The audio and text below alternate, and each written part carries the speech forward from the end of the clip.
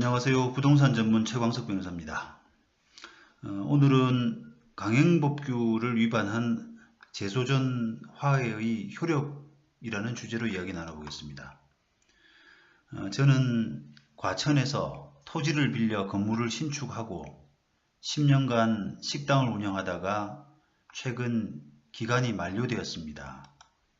임대차 계약 과정에서 계약 종료할 때 건물을 철거하기로 합의하고 이것을 재소전 화해를 했습니다. 하지만 신축 비용이 워낙 고액이라 그대로 포기하기가 쉽지가 않습니다. 임차인에게 건물 매수 청구권이 있고 이것은 강행규정이라고 하는데 혹시 제가 보호받을 수 없을까요? 라고 하는 질문입니다. 안타깝게도 결론적으로는 보호받기가 쉽지가 않습니다. 재소전 화해는 확정 판결과 동일한 효력을 가지게 되어서 화해 조서를 가지고 강제 집행을 할 수가 있습니다. 그런데 이 재소전 화해에 강행법규 위반 등의 실체적 하자가 존재하더라도 재심 사유에 해당되지 않는 한 여전히 재소전 화해는 유효하기 때문입니다. 몇 년 전 언론에 크게 보도된 서울 고등법원 판결을 소개하기로 합니다. 임대차 과정에서 임차인의 지상물, 건물이라고 할 수 있는데요. 이 지상물 매수 청구권을 포기하는 내용의 재소전 화해가 성립되었습니다. 그런데도 불구하고 이 임차인은 임대차 기간 만료 이후에 건물 철거를 거부하면서 재소전 화해 성립을 다투는 소송, 다시 말하면 청구이의 소송을 제기했습니다. 이 재판에서 재판부는 다음과 같이 판결을 했습니다. 결국은 임차인에게 패소하는 취지의 판결인데요.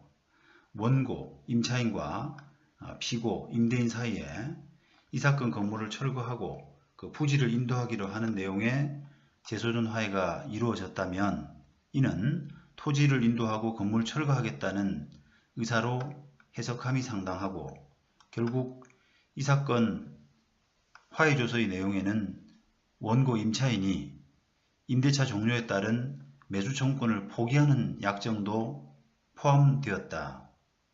따라서 원고들이 재소전 화해 절차에서 포기한 매수 청구권을 다시 행사하고 그 매수 청구권을 청구이의 사유로 삼아서 화해조서에 기한 강제집행의 불허를 고하는 것은 화해조서의 기판력에 저촉되어 허용되지 않는다. 또한 매수청구권 포기의 약속이 강행법규에 위반되어 무효라고 하더라도 화해조서는 확정 판결과 동일한 효력이 있기 때문에 당사자 사이에 기판력이 생기는 것이다. 따라서 그것이 준재심 절차에 의해서 취소되지 않는 한 그 화해가 강행법규에 위반되어 무효라는 취지의 주장도 할 수 없다. 라는 그런 판단 내용입니다. 이처럼 양 당사자가 합의한 내용이라고 하더라도 무조건 법원이 화해를 성립시키는 것은 아닙니다만 화해조서 내용에 불법적인 내용이 포함된 것이 법원에 발견되어서 법원이 그 내용을 변경하거나 삭제할 것을 권유할 수 있습니다만 그렇지 않고 그것이 통과된다면 쉽게 그 효력을 부인할 수는 없습니다. 불법적인 내용의 가장 대표적인 것이 바로 건물 명도를 위한 재소전 화해에서 임차인의 지상물, 부속물 매수 청구권을 포기한다거나 이 사건처럼 토지 임차인의 지상물 매수 청구권을 포기하는 그런 조항일 수 있습니다. 원래 임차인의 이런 매수 청구권은 당사자 간의 합의로도 포기가 불가능한 것으로 임차인을 위한 강행규정입니다. 그런데도 불구하고 화해 절차에서 임차인이 이를 포기하는 것으로 화해 신청되는 경우가 참 많이 있습니다.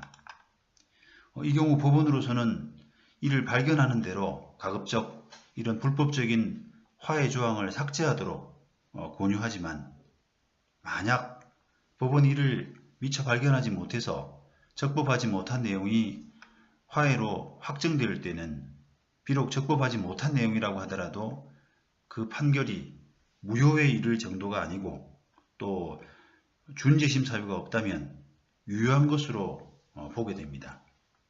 이런 결론이 현재의 다수설과 판례라고 할 수 있습니다.